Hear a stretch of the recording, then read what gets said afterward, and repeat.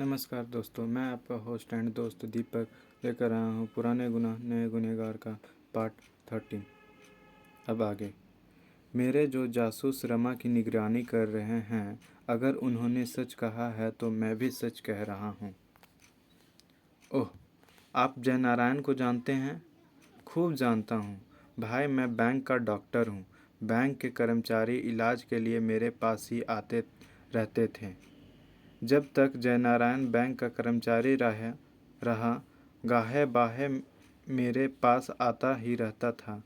आजकल तो उसे कम ही देखा है। आपको एक ऐसी खबर जो आप सुबह अखबार में पढ़ेंगे, मैं अभी बता देता हूँ।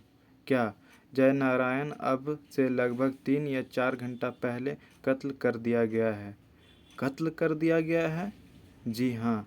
हत्यारा कौन है? शायद आपको यह जानकर अच्छा नहीं लगेगा कि पुलिस इस सिलसिले में रमा को तलाश कर रही है। रमा की तलाश कर रही है? हत्या के अपराध में? जी हाँ। बकवास, डॉक्टर ने होठ सिकोड़कर कहा। मरने के केवल 3 या 4 घंटे पहले सुनील ने डॉक्टर के शब्दों पर ध्यान दिया बिना ही कहा। जयनारायण ने चोरी किए गए धन में से 1,000 रुपये के नोट का नंबर पुलिस को बताया था। उसे कैसे पता चला? बस याद रह गया किसी तरह। अब अगर जयनारायण का रेफरेंस आ ही गया है तो डॉक्टर ने कहा, मैं तुम्हें एक बात बताता हूँ। मैं काफ़ी अरसे तक यह सोचता रहा हूँ कि रमा को जयनारायण से रुपए मिलते हैं। अगर ऐसी बात है तो अब रमा को रुपए मिलने बंद हो जाएंगे। हो सकता है, लेकिन अगर मेरा विचार सत्य है तो बैंक में चोरी भी जयनारायण ने की होगी। आखिरी उस जैसी मामूली हैसियत के इंसान के पास इतना रुपया कहाँ से आया कि वह इतने बड़े पेट्रोल पंप का मालिक बन बैठा, कोठी खरीद ली और रईसों की ज़िंदगी गुजारने आरंभ कर दिए। उसने रुपया कमाया है और पुलिस और इनकम टैक्स वाले संतुष्ट भी हैं उससे। सब बकवास है, वह सबकी आंखों में धूल झोंक रहा है। चलो ये ही सही, अपने किए की सज़ा पा गया। अब एक और बात सुनिए डॉक्टर साहब। सुनील ने कुछ क्षण रुककर कहा, मेरे पास यह विश्वास करने का कारण है कि रमा के पास कल तक 1,000 रुपये का एक ऐसा नोट था जिसका नंबर वही था जो जयनारायण ने पुलिस को बताया था, अर्थात चोरी किए गए नोटों का नंबर। मैं उससे इस विषय में पूछताछ करना चाहता हूँ। अगर रमा आपको मिले तो क्या आप मुझे सूचित कर सकते हैं? मैं कोई वादा नहीं कर सकता। जहाँ तक रमा का संबंध है मैं वही करूँगा जो उसके हाथ में होगा। उसके हक में यही अच्छा होगा कि वह मुझसे फ़ौरन मिल ले। मैं उसे बात करूँगा। सुबह 10 बजे मुझे अदालत में हाजिर होना है और मुझे रमा से मिले हुए सारे कागज पत्र, करेंसी वगैरह अदालत में पेश करने के लिए कहा गया है। मैं कोर्ट में जाने से पहले रमा से कुछ प्रश्न पूछना चाहता हूँ। आप अदालत में तो रमा के विषय में कोई ऐसी बात नहीं कहेंगे जो उसके लिए हानिकारक सिद्ध हो। शायद ज़रूरत ही न पड़ेगी, सुनील ने उठते हुए कहा।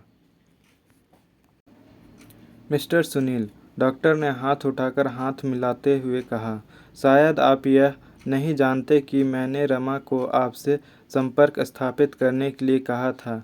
अच्छा जी, हाँ, लेकिन अब तो आपको अफसोस हो रहा होगा। क्यों? डॉक्टर ने हैरान होकर पूछा। क्योंकि रमा एक नालायक इंसान की सहायता मांग रही है। Oh boy, there is nothing like that, doctor ने हंसते हुए कहा। मुझे तुम्हारी योग्यता पर विश्वास है। Thank you doctor. सुनील ने गर्मजोशी से हाथ मिलाया और दरवाजे की ओर बढ़ा। उसने एक झटके से बाहर जाने का दरवाज़ा खोल दिया। दरवाजे के साथ लगी एक लड़की खड़ी थी। यकाएक दरवाज़ा खुल जाने पर वह घबरा गई और सकपकाई नज़रों से सुनील की ओर देखने लगी। अब तक डॉक्टर भी उसे देख चुका था।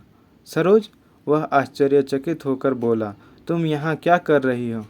डॉक्टर, वह अपनी घबराहट पर काबू पाने की चेष्टा करते हुए बोली, मैंने सोचा शायद आपको मेरी ज़रूरत पड़े।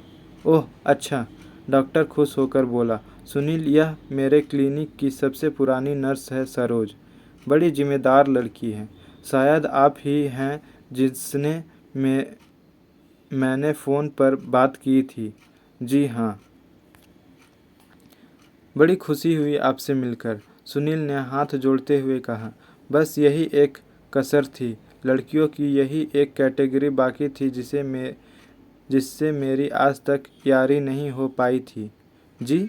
सरोज बौखलाकर बोली। जी, मेरा मतलब है कि बड़ी खुशी हुई आपसे मिलकर। सुनील ने दोबारा हाथ जोड़े और बाहर आ गया। सुनील कुछ क्षण बाहर खिड़की के पास खड़ा रहा। अंदर से डॉक्टर की सरोज से बात करने की आवाज़ें आ रही थी। जय नारायण की हत्या हो गई है, डॉक्टर का स्वर सुनाई दिया। क्या?